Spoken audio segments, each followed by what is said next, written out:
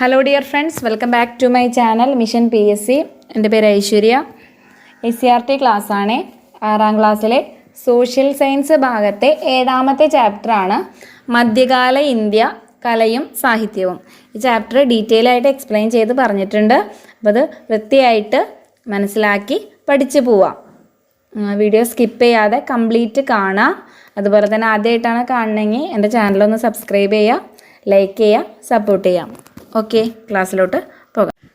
പഞ്ചരഥങ്ങൾ എന്നറിയപ്പെടുന്നത് എന്താണ്? പഞ്ചരഥങ്ങൾ എന്നറിയപ്പെടുന്നത് എന്താണ്? ഉത്തരം: പല്ലവ രാജാവായ നരസിംഹവർമ്മൻ്റെ കാലത്ത് മഹാബലിപുരത്ത് നിർമ്മിച്ച ക്ഷേത്രങ്ങൾ ആണ് പഞ്ചരഥങ്ങൾ എന്ന് അറിയപ്പെടുന്നത്. പല്ലവ രാജാവായ നരസിംഹവർമ്മൻ്റെ കാലത്ത് മഹാബലിപുരത്ത് നിർമ്മിച്ച ക്ഷേത്രങ്ങൾ പഞ്ചരഥങ്ങൾ എന്ന് അറിയപ്പെടുന്നു. ക്ഷേത്ര വാസ്തുവിദ്യയുടെ സുവർണ കാലഘട്ടമായിരുന്നു പല്ലവ കാലഘട്ടം. വിശദീകരിക്കുക. ടെക്സ്റ്റിലെ ക്വസ്റ്റ്യൻ ആണ്. ക്ഷേത്ര വാസ്തുവിദ്യയുടെ സുവർണ കാലഘട്ടമായിരുന്നു പല്ലവ കാലഘട്ടം. വിശദീകരിക്കുക. ഉത്തരം: തെക്കേ ഇന്ത്യയിൽ കാഞ്ചീപുരം ആസ്ഥാനമാക്കി ഭരണം നടത്തിയ രാജാക്കന്മാരായിരുന്നു പല്ലവന്മാർ. അവരുടെ പ്രധാന തുറമുഖ നഗരമായിരുന്നു മഹാബലിപുരം. പല്ലവ രാജാവായ നരസിംഹവർമ്മൻ്റെ കാലത്ത് അവിടെ നിർമ്മിച്ച ക്ഷേത്രങ്ങൾ പഞ്ചരഥങ്ങൾ എന്ന് അറിയപ്പെടുന്നു. അവ ഓരോന്നും ഒറ്റക്കല്ലിൽ കൊത്തിയെടുത്തവയാണ്.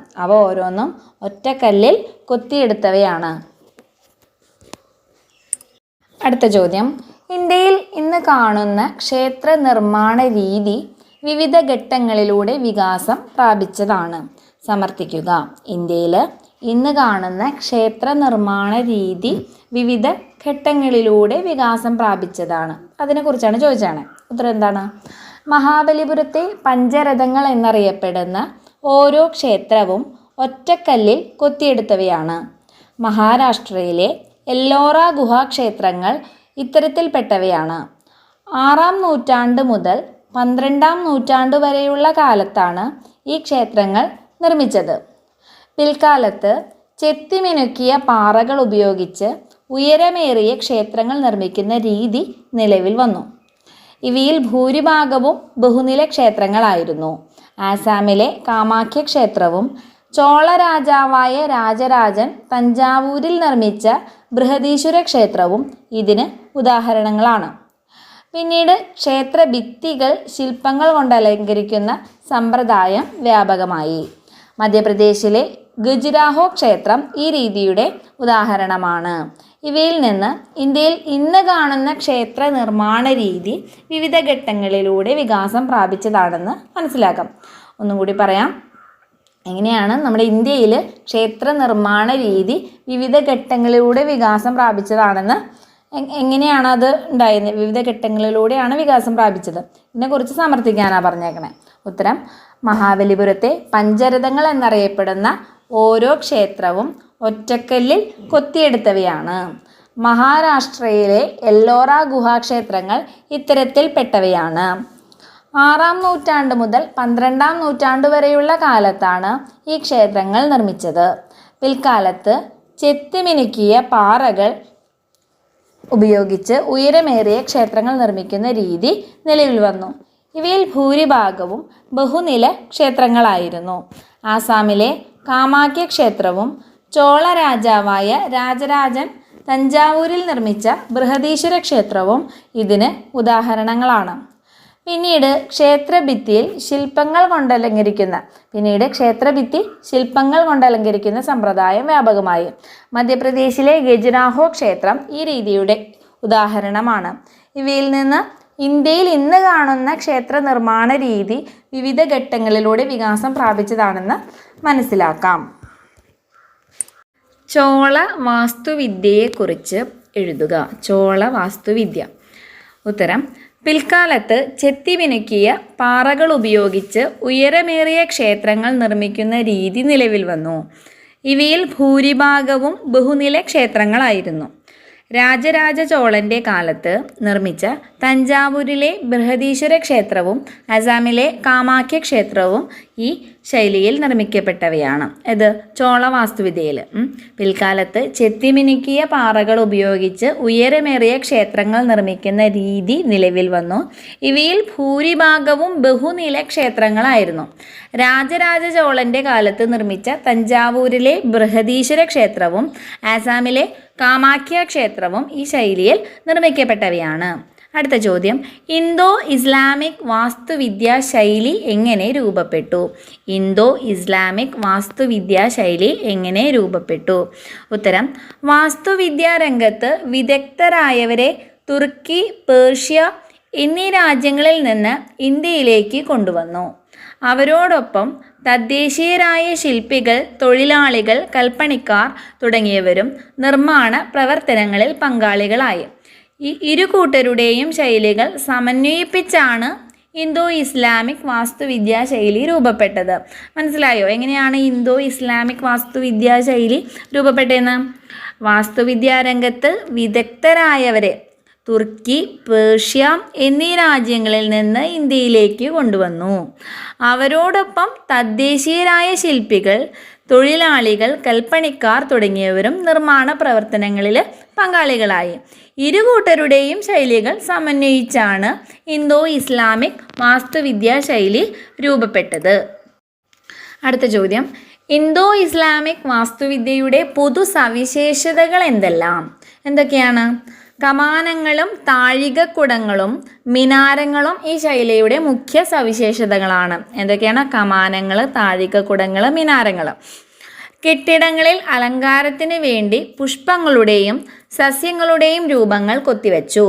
കെട്ടിടങ്ങളുടെ നിർമ്മാണത്തിന് കുമ്മായം, ചുവന്ന കല്ല്, മാർബിൾ മുതലായവ ഉപയോഗിച്ചു. നിർമ്മിതികളോട് ചേർന്ന് വിശാലമായ പൂന്തോട്ടങ്ങൾ ഉണ്ടാക്കി.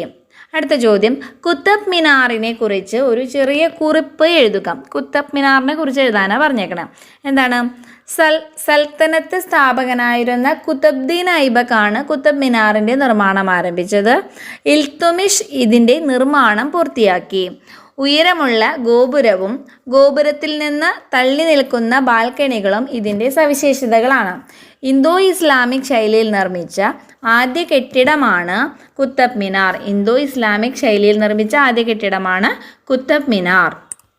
ഹുമയൂണിൻ്റെ ശവകുടീരത്തെക്കുറിച്ച് എഴുതുക. ഹുമയൂണിൻ്റെ ശവകുടീരം. ഉത്തരം, ഡൽഹിയിൽ സ്ഥിതി ചെയ്യുന്ന ഹുമയൂണിൻ്റെ ശവകുടീരം ഇന്തോ ഇസ്ലാമിക് ശൈലിയിൽ നിർമ്മിച്ചതാണ്. മനോഹരമായ പൂന്തോട്ടത്തിൻ്റെ മധ്യഭാഗത്താണ് ഈ ശവകുടീരം സ്ഥിതി ചെയ്യുന്നത്. അപ്പം ഹുമയൂണിൻ്റെ ശവകുടീരം നിർമ്മിച്ചിരിക്കുന്നത് ഇന്തോ ഇസ്ലാമിക് ശൈലിയിലാണ്. എന്താണ്? മനോഹരമായ പൂന്തോട്ടത്തിൻ്റെ മധ്യഭാഗത്താണ് ശവകുടീരം സ്ഥിതി ചെയ്യുന്നത്. ചുവന്ന മണൽക്കല്ലും വെണ്ണക്കല്ലും കൊണ്ടാണ് ഇത് നിർമ്മിച്ചിരിക്കുന്നത്.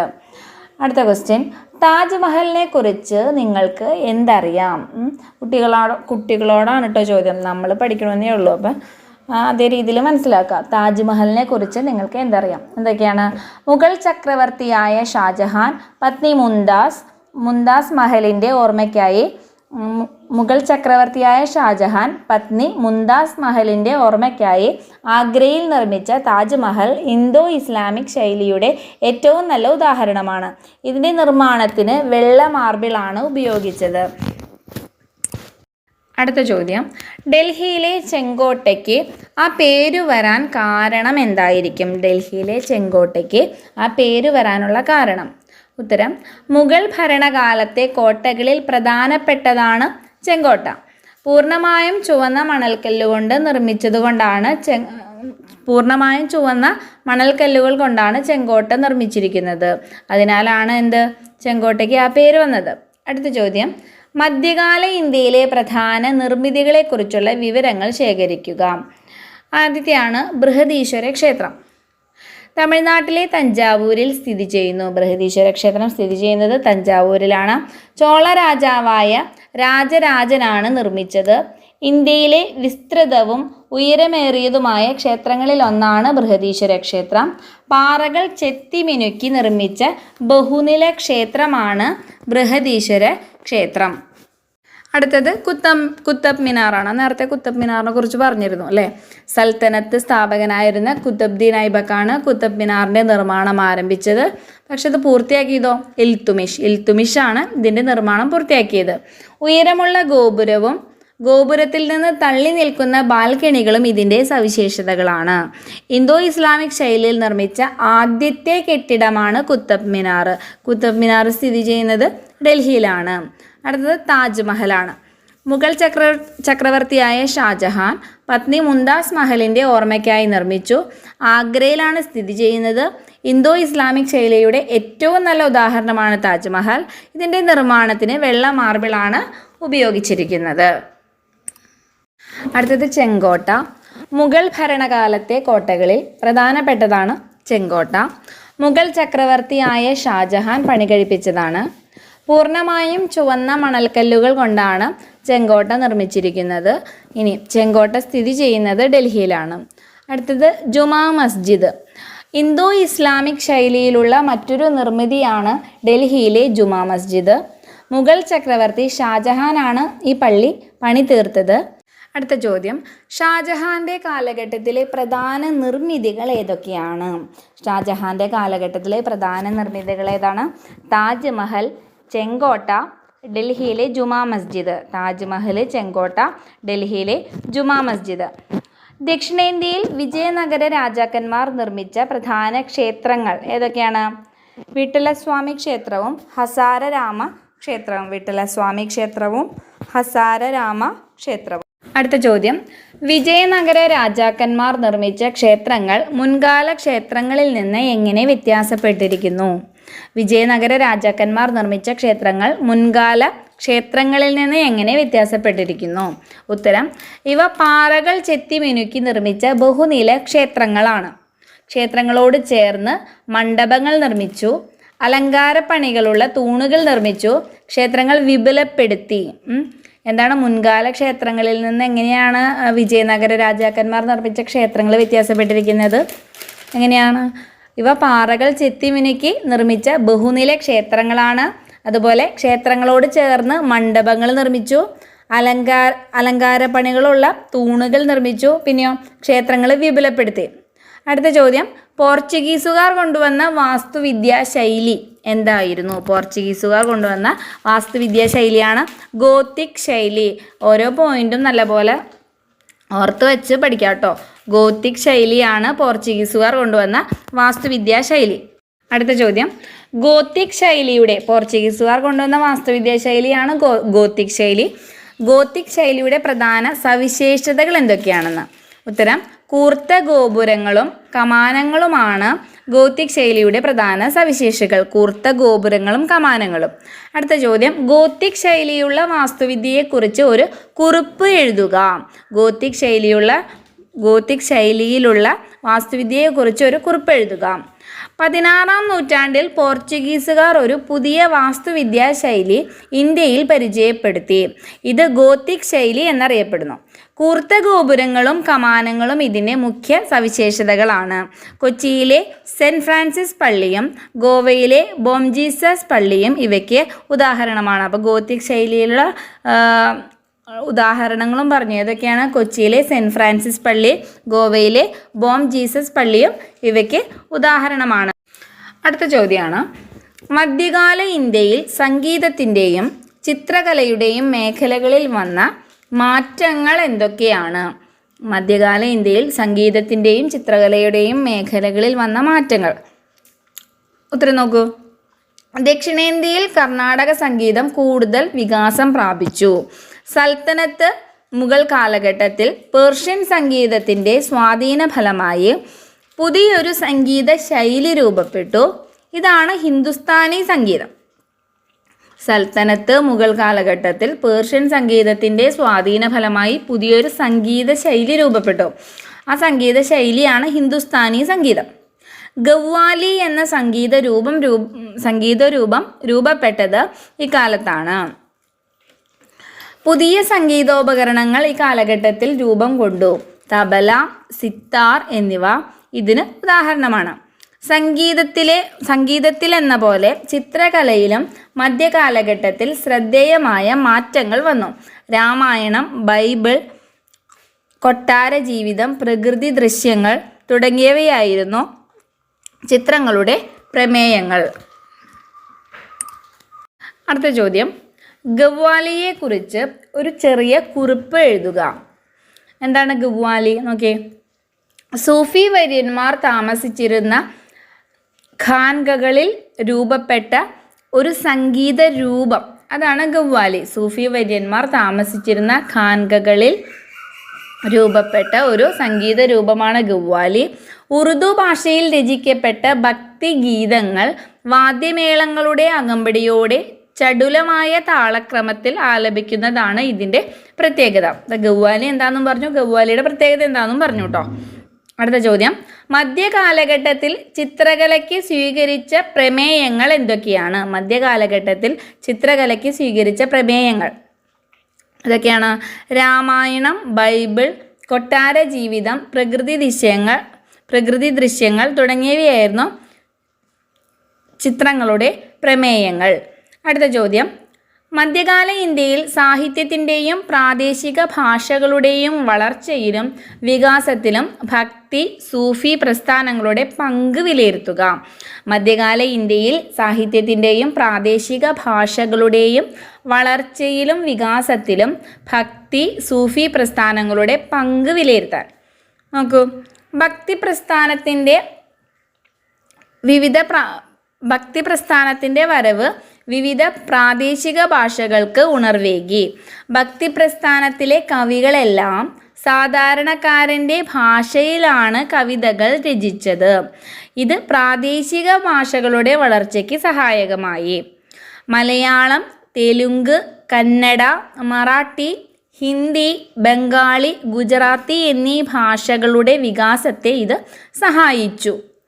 സൂഫി പ്രസ്ഥാനം ഉറുദു ഭാഷയുടെ വളർച്ചയിൽ പ്രധാന പങ്ക് വഹിച്ചു.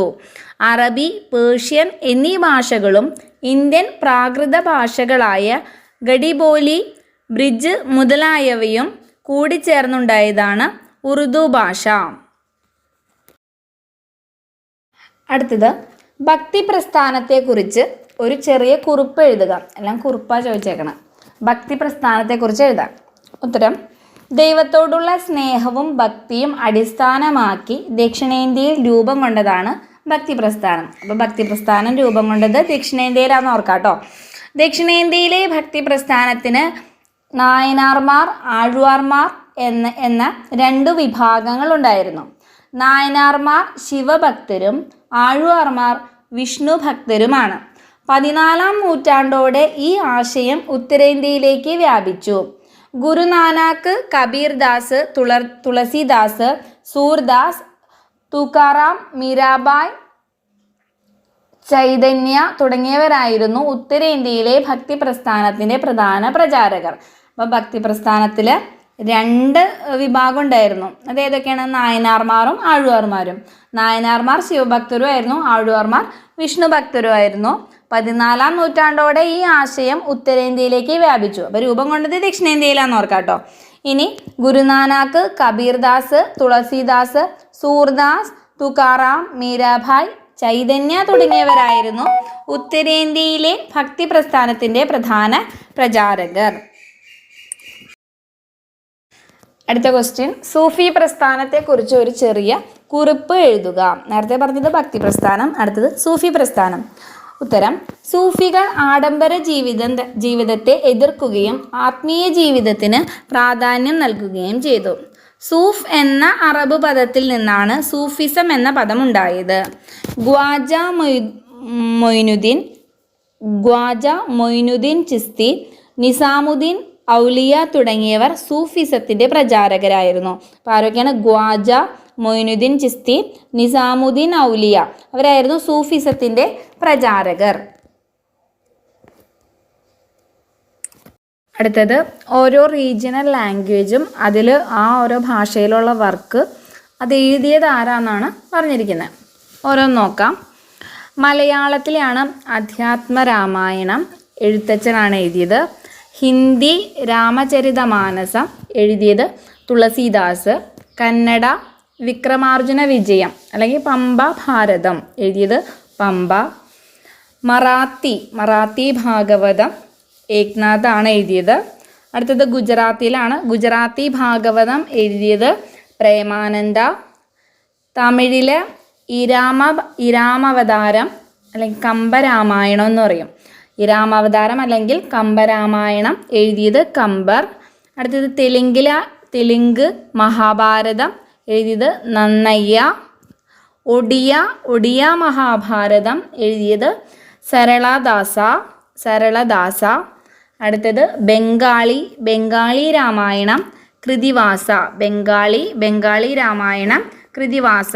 ഇതൊറ്റയടിക്ക് കാണാപ്പാഠം പഠിക്കാൻ നിൽക്കാതെ ഇത് 3-4 തവണ വായിച്ച് മനസ്സിലാക്കാം.